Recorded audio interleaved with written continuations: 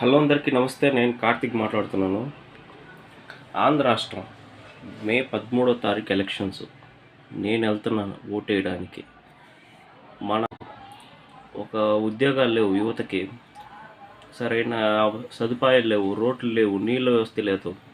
ఎట్లా ఇబ్బందులు పడుతున్నారంటే ఆంధ్ర రాష్ట్రంలో ఎందుకు ఒక సరైన నాయకుడు ఎందుకోక ఇంట్లో మన తండ్రి సరిగ్గా లేకపోతే కుటుంబం ఎంత పాటలు పడుతుందంటే మిడిల్ క్లాసు లో క్లాస్ ఫ్యామిలీ వాళ్ళకి అర్థమవుతాయి.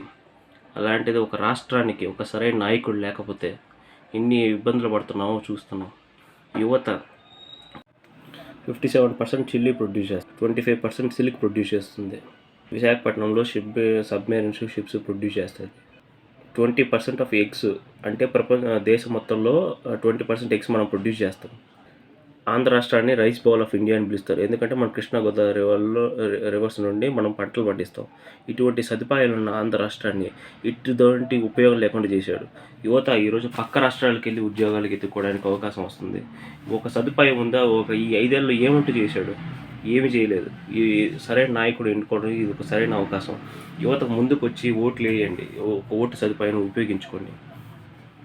ఇదే నేను చెప్పదలుచుకుంది. ఒకటి ఉపయోగం లేకుండా చేశాడు.